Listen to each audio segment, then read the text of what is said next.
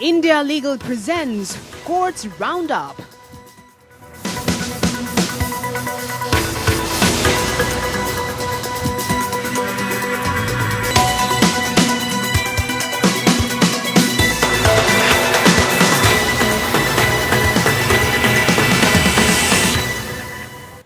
नमस्कार, आप देख रहे हैं कोर्ट्स राउंडअप। मैं हूं आपके साथ प्रियंका। इस बुलेटिन में अगले आधे घंटे हम आपको कोर्ट से जुड़े हुए तमाम छोटी बड़ी खबरों से रूबरू करवाएंगे।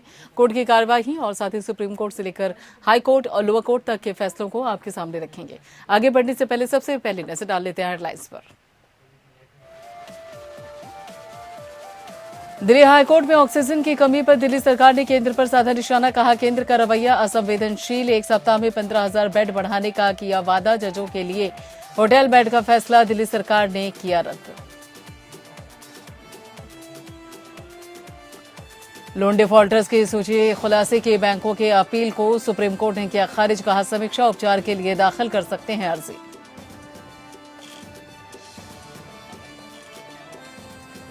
सुप्रीम कोर्ट ने अरुणाचल प्रदेश के पूर्व मुख्यमंत्री कलिखोपुल की मौत की सीबीआई जांच की याचिका पर सुनवाई से किया इनकार। कोर्ट ने अन्य कानूनी उपाय के लिए दी इजाजत।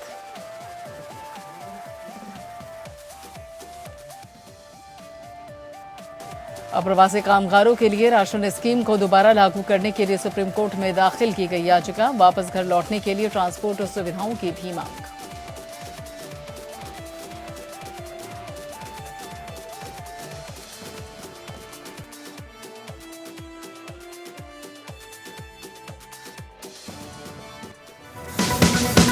India Legal presents Courts Roundup.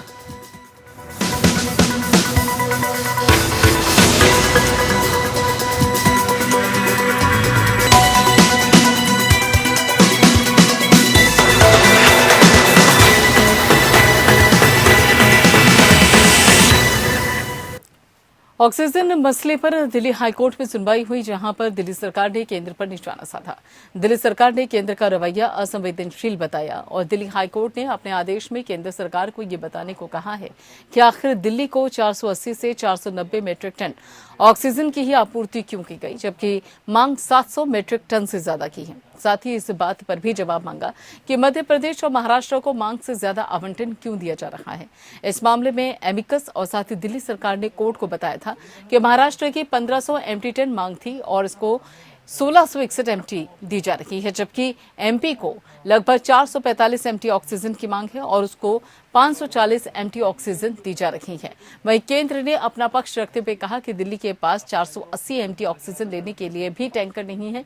इसलिए ऐसा है, हाईकोर्ट ने दिल्ली सरकार को यूपी की ही तरह डीआरडीओ से ऑन बॉन्ड ऑक्सीजन बनाने के लिए आग्रह भेजने को भी कहा है, जिससे दिल्ली के हालात में सुधार किया जा सके।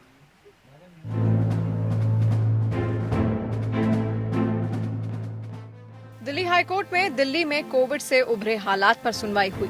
दिल्ली सरकार ने दिल्ली हाईकोर्ट को बताया कि उसने जजों के लिए होटल के 100 बेड अटैच करने के आदेश को वापस ले लिया है। दिल्ली सरकार के इस हलफनामे को कोर्ट ने इसे रिकॉर्ड पर लिया। इसके बाद हाईकोर्ट ने स्वतः संज्ञान कार्रवाई को बंद कर दिया। सुनवाई के शुरू में ही राजस्थान सरकार की तरफ से हाईकोर्ट के सामने ऑक्सीजन टैंकर रोके जाने का मामला उठाया, जिसमें कहा गया था कि केंद्र सरकार की दलील के मुताबिक राजस्थान प्रशासन द्वारा गैस सिलेंडर रोका गया। वकील अभिषेक मनु सिंघवी ने दिल्ली हाईकोर्ट में ये कहा है कि राजस्थान सरकार ने गैस सिलेंडर कभी नहीं रोका। हाईकोर्ट ने दिल्ली सरकार से पूछा कि ऑक्सीजन के जिन 8 प्लांट के शुरू होने की बात सरकार ने कही थी, उसका क्या हुआ। दिल्ली सरकार ने जवाब देते हुए कहा कि 8 पीएससी प्लांट चालू होने थे, जिसकी अनुमति दे दी गई है। 4 लंबित संयंत्रों को चालू करने की भी इजाजत दे दी गई है। दिल्ली सरकार ने कोर्ट को आगे बताया कि केंद्र सरकार ने पीएम केयर फंड से 8 और प्लांट आवंटन किया है, जिनमें से 2 पीएसए प्लांट चालू हो चुके हैं, 2 प्लांट 30 तक चालू हो जाएंगे और 4 के लिए काम चल रहा है। इसके अलावा हमने जर्मनी से भी मदद मांगी है, कुछ लोगों की भी मदद की पेशकश है। दिल्ली सरकार ने हाईकोर्ट में कोर्ट को ये बताया कि हम अगले 1 सप्ताह में 15,000 बेड बढ़ा रहे हैं। दिल्ली सरकार ने कहा कि केंद्र दिल्ली के लिए पूरी तरह उदासीन और असंवेदनशील है। हमने 700 मीट्रिक टन ऑक्सीजन मांगी थी, आज तक हमें कभी इतनी ऑक्सीजन नहीं मिली। 490 मीट्रिक टन ऑक्सीजन सिर्फ पेपर पर है। दिल्ली सरकार ने कहा कि हम 3 चीज जानना चाहते हैं। पहली, भारत की ऑक्सीजन पैदा करने की क्षमता क्या है, क्योंकि केंद्र ने इस महामारी से निपटने के लिए सभी संपत्तियों पर कब्जा कर लिया है। दूसरा, केंद्र सरकार ने दूसरे राज्यों को कितना आवंटन किया है, ये जानना जरूरी है। तीसरा, कई राज्यों में ऐसा क्यों है कि अधिक क्षमता के बावजूद उन्हें आवंटित नहीं किया गया है। वहीं इस मामले पर एमिकस क्यूरी राव ने एक सुझाव देते हुए कहा कि दिल्ली में अस्पताल में बेड, ऑक्सीजन, रेमडेसिविर समेत जरूरी चीजों की जानकारी जोन के आधार पर एक जगह हो जाए तो लोगों को इधर उधर नहीं भागना पड़ेगा, जिससे स्थिति को बेहतर किया जा सकता है। दिल्ली सरकार ने कोर्ट से मांग करते हुए कहा कि ऑक्सीजन जनरेशन पैन इंडिया पर केंद्र से आंकड़े भले ही वो सील कवर में ही हो, लेकिन आने चाहिए। Bureau report. सुप्रीम कोर्ट ने अपने एक फैसले में आरबीआई को आरटीआई के तहत लोन डिफॉल्टर्स की सूची, निरीक्षण रिपोर्ट का खुलासा करने की अपील को खारिज कर दिया। बैंक्स ने जयंतीलाल मिस्त्री फैसले को चुनौती दी थी। पीठ ने आवेदकों को जयंतीलाल मिस्त्री के फैसले के खिलाफ एक समीक्षा उपचार का इस्तेमाल करने के लिए स्वतंत्रता दी है। सुप्रीम कोर्ट ने भारतीय रिजर्व बैंक बनाम जयंतीलाल एन मिस्त्री मामले में 2015 के फैसले को वापस लेने के लिए मांग करने वाले कुछ बैंकों द्वारा दायर आवेदनों को खारिज कर दिया है, जिसमें कहा गया था कि आरबीआई आरटीआई अधिनियम के तहत बैंकों से संबंधित डिफॉल्टर्स की सूची, निरीक्षण रिपोर्ट, वार्षिक विवरण आदि का खुलासा करने के लिए बाध्य है। जस्टिस एल नागेश्वर राव और जस्टिस विनीत सरन की खंडपीठ ने उन आवेदनों को खारिज कर दिया, जिसमें कहा गया था कि सुप्रीम कोर्ट के नियमों में किसी फैसले को वापस लेने के लिए आवेदन दाखिल करने का प्रावधान नहीं है।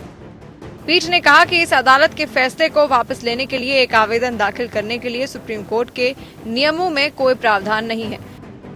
हालांकि पीठ ने आवेदकों को जयंतीलाल मिस्त्री के फैसले के खिलाफ एक समीक्षा उपचार का इस्तेमाल करने के लिए स्वतंत्रता दी है। जयंतीलाल मिस्त्री मामले में जस्टिस एमई इकबाल और जस्टिस सी नागप्पन की खंडपीठ ने कहा था कि आरबीआई वित्तीय संस्थानों के साथ अपने आप को एक जिम्मेदार व्यक्ति के रिश्ते में नहीं रखता है, क्योंकि निरीक्षणों की रिपोर्ट, बैंक के स्टेटमेंट, आरबीआई द्वारा प्राप्त व्यवसाय से संबंधित जानकारी आत्मविश्वास या विश्वास के बहाने नहीं प्राप्त की जाती है। न्यायालय ने कहा कि आरबीआई को पारदर्शिता के साथ काम करना है और उन सूचनाओं को नहीं छुपाना है जो बैंकों को शर्मिंदा कर सकती हैं, और ये अधिनियम के प्रावधानों का पालन करना और मांगी गई जानकारी का खुलासा करना बाध्यकारी है। बाद में आरबीआई द्वारा ये अवमानना याचिका दायर की गई कि 2016 में आरबीआई द्वारा घोषित प्रकटीकरण नीति जयंतीलाल मिस्त्री के फैसले के निर्देशों के विपरीत थी। अप्रैल 2019 में जस्टिस नागेश्वर राव और एमआर शाह की खंडपीठ ने आरबीआई को डिस्क्लोजर पॉलिसी को इस हद तक वापस लेने का निर्देश दिया कि इसने सुप्रीम कोर्ट के फैसले के विपरीत छूट की अनुमति दी। न्यायालय ने माना कि आरबीआई द्वारा इसके निर्देश के उल्लंघन को गंभीरता से देखा जाएगा। एचडीएफसी बैंक, भारतीय स्टेट बैंक और कुछ अन्य बैंकों ने जयंतीलाल मिस्त्री मामले को वापस लेने के लिए आवेदन दायर किया। उन्होंने तर्क दिया कि फैसला उनकी सुनवाई के बिना पारित किया गया था और इसलिए ये प्राकृतिक न्याय के सिद्धांतों का उल्लंघन था। इन दलीलों को खारिज करते हुए पीठ ने पहले कहा कि सुप्रीम कोर्ट के नियमों ने किसी फैसले को वापस लेने की अर्जी दाखिल करने की अनुमति नहीं दी है। Bureau report. अरुणाचल प्रदेश के पूर्व मुख्यमंत्री कलिखोपुल मौत मामले में सुप्रीम कोर्ट में सुनवाई हुई, जहां पर अदालत ने सीबीआई जांच की मांग वाली याचिका को रद्द कर दिया। कोर्ट ने कहा कि अनुच्छेद 32 के तहत आपराधिक मामले में इस जनहित याचिका पर कैसे सुनवाई कर सकते हैं। कोर्ट ने अन्य कानूनी उपाय के लिए भी इजाजत दी है। अगस्त 2016 में अरुणाचल प्रदेश के पूर्व मुख्यमंत्री कलिखोपुल की अप्राकृतिक मौत की सीबीआई जांच की मांग करने वाली एक जनहित याचिका पर सुप्रीम कोर्ट ने सुनवाई से इनकार किया है। न्यायमूर्ति यूयू ललित, न्यायमूर्ति केएम जोसेफ और न्यायमूर्ति इंदिरा बनर्जी की एक पीठ ने याचिकाकर्ता को याचिका वापस लेने की अनुमति दी ताकि वो कानून के अनुसार अन्य उपाय ले सके।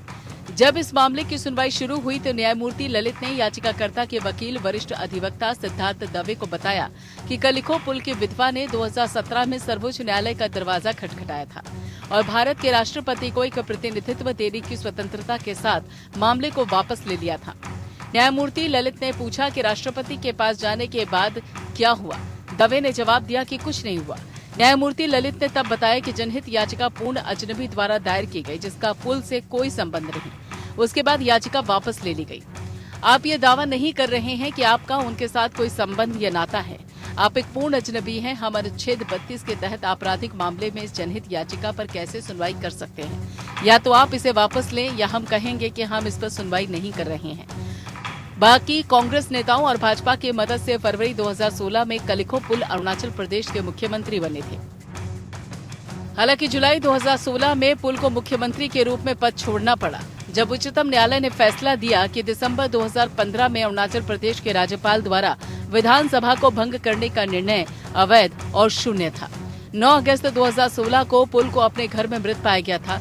रिपोर्ट के अनुसार उन्होंने कथित तौर पर खुद को मार डाला। उन्होंने कथित सुसाइड नोट भी छोड़ा, जिसमें संवैधानिक पदों पर बैठे कई प्रमुख व्यक्तियों के नाम थे। फरवरी 2017 में सुप्रीम कोर्ट ने कलिखो पुल की पत्नी द्वारा भेजे गए एक पत्र की याचिका पर सुनवाई की, जिसमें उनके सुसाइड नोट में आरोपों के आधार पर जांच की मांग की गई थी। पुल की पत्नी डांग वेमसाई पुल की ओर से पेश वरिष्ठ अधिवक्ता दुष्यंत दवे ने न्यायालय में अपने न्यायिक पक्ष की पत्र याचिका पर सुनवाई करते हुए आपत्ति जताई और कहा कि इस मामले में प्रशासनिक जांच के लिए प्रशासनिक पक्ष पर इन हाउस जांच पर विचार किया जाना चाहिए, क्योंकि आत्महत्या नोट में कथित रूप से कुछ जजों के नाम भी थे। बाद में राष्ट्रपति से संपर्क करने की स्वतंत्रता के साथ याचिका वापस ले ली गई। कलिखो पुल के बेटे शुभांशु पुल को फरवरी 2020 में उनके ब्रिटेन के आवास में मृत पाया गया था। Bureau report. सुप्रीम कोर्ट में एक याचिका दाखिल की गई, जिसमें यह दावा किया गया है कि टीकाकरण अभियान में 32,000 करोड़ रुपए का घोटाला हुआ। याचिका में वैक्सीन की कीमत पर भी सवाल उठाए गए। याचिकाकर्ता ने सरकार की नीतियों पर भी प्रश्न किए हैं।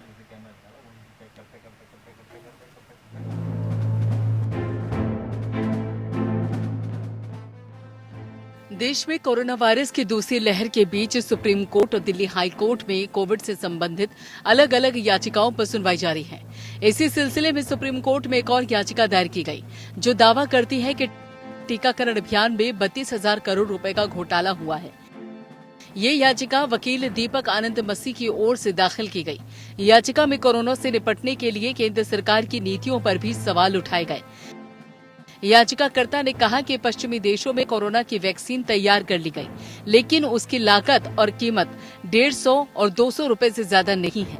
वहीं देश में यही वैक्सीन आम लोगों को 600 रुपए तक में मिल रही है।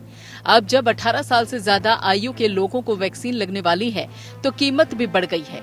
एक अनुमान के मुताबिक अभी 80 करोड़ लोगों को टीके की खुराक लगनी है। ऐसे में टीके की कीमत का हिसाब लगाया जाए तो 32,000 करोड़ रुपए का घोटाला सामने आता है। याचिकाकर्ता ने कहा कि प्रधानमंत्री नरेंद्र मोदी ने नेशनल साइंटिफिक फोर्स तो बना दी, लेकिन फरवरी मार्च में उसकी एक भी बैठक नहीं हुई। ऐसा इसलिए क्योंकि कुछ राज्यों में विधानसभा चुनाव जारी थे। इसके अलावा याचिका में ये भी कहा गया कि अमेरिकी राष्ट्रपति को भी पूरे देश में लॉकडाउन लगाने का अधिकार नहीं है, लेकिन भारतीय प्रधानमंत्री को है। याचिका में कहा गया कि देश में लॉकडाउन लगाकर भी देख लिया, लेकिन उससे भी कुछ भी हासिल नहीं हुआ। याचिका में कहा गया है कि समस्या संसाधनों से ज्यादा सरकारी नीतियों की रही। वकील दीपक आनंद मसी ने कोर्ट में अपील की कि सरकार को सही नीतियां बनाकर उन पर अमल करने का आदेश दिया जाए। 1 मई से देश में वैक्सीनेशन अभियान का तीसरा चरण शुरू हो जाएगा और इसके तहत 18 साल से ज्यादा उम्र के युवाओं को कोरोना की वैक्सीन लगाई जाएगी। Bureau report. सुप्रीम कोर्ट में अप्रवासी और फंसे हुए मजदूरों को राशन और खाद्य सुरक्षा से वंचित नहीं करने के लिए दिशा निर्देश मांगने पर याचिका दाखिल की गई। साथ में कामगारों को वापस लाने के लिए ट्रांसपोर्ट व्यवस्था की भी मांग की गई।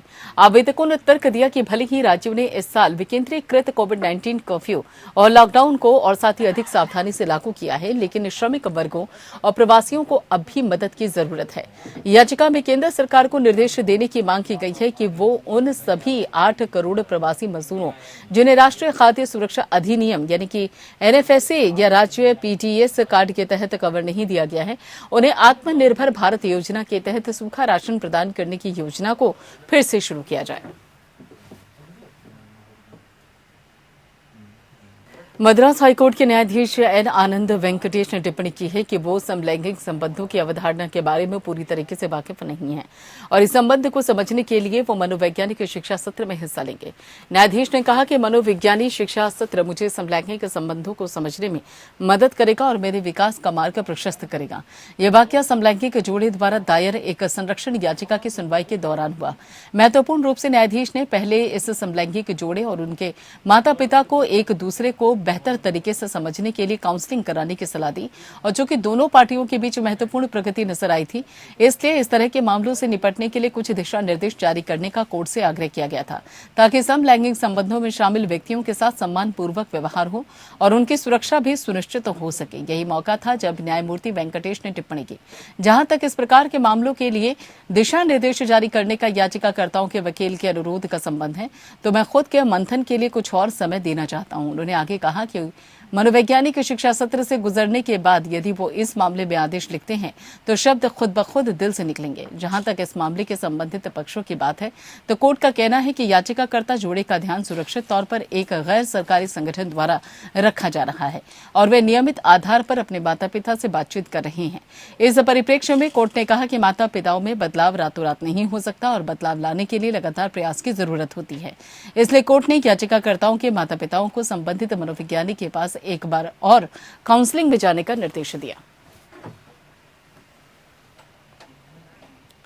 और इसी बाबत आगे की जानकारी देने के लिए शिवम शर्मा, जो कि सुप्रीम कोर्ट में अधिवक्ता हैं, वो हमारे साथ जुड़ चुके हैं। शिवम जी, क्या कुछ है यहाँ पर कोर्ट की टिप्पणी इस मसले को लेकर? इस मामले में माननीय न्यायाधीश ने कहा है कि मनोवैज्ञानिक शिक्षा सत्र मुझे समझने में मदद करेगा और मेरे विकास का मार्ग प्रशस्त करेगा। देखिए, पीठ ने यहाँ कहा कि जहाँ तक इस प्रकार के मामलों के लिए दिशा निर्देश जारी करने का याचिकाकर्ताओं के वकील के अनुरोध का संबंध है, तो मैं खुद के मंथन के लिए देना चाहता हूँ। उन्होंने आगे कहा कि इस मामले में मेरे शब्द दिमाग से निकलने चाहिए। ऐसे तब तक संभव नहीं जब तक मैं खुद इस बारे में जागरूक ना होता हूँ। इस उद्देश्य के लिए मैं सुश्री विद्या के से मनोवैज्ञानिक शिक्षा लेना चाहता हूँ और मैं उनसे आग्रह करूंगा कि मैं इसके लिए सुविधा के साथ में बिल्कुल करें। देखिए, कोर्ट ने कहा कि मनोवैज्ञानिक शिक्षा लेने के बाद यदि आदेश लिखते हैं तो शब्द खुद दिल से निकलेंगे। जहाँ तक मामले समझ की यह बात याचिका से जोड़े का ध्यान सुरक्षित तौर पर गैर सरकारी संगठन द्वारा रखा जा रहा है और से बातचीत।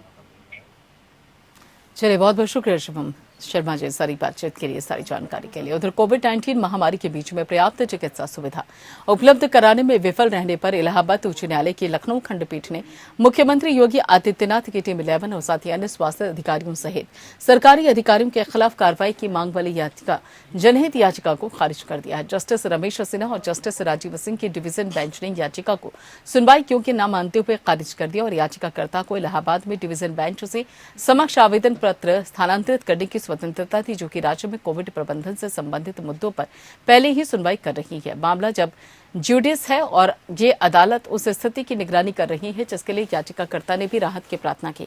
वर्तमान पीआईएल में इस न्यायालय द्वारा किसी भी हस्तक्षेप की आवश्यकता नहीं है और ये तदनुसार सुनवाई योग्य न होने के आधार पर खारिज किया जाता है। याचिकाकर्ता ने कहते हुए उच्च न्यायालय का दरवाजा खटखटाया था कि वो प्रतिवादी अधिकारियों द्वारा भारत के संविधान के अनुच्छेद 21 के तहत जीवन के अधिकार की गारंटी से इनकार लापरवाही को प्रबंधन के कारण दुखी है।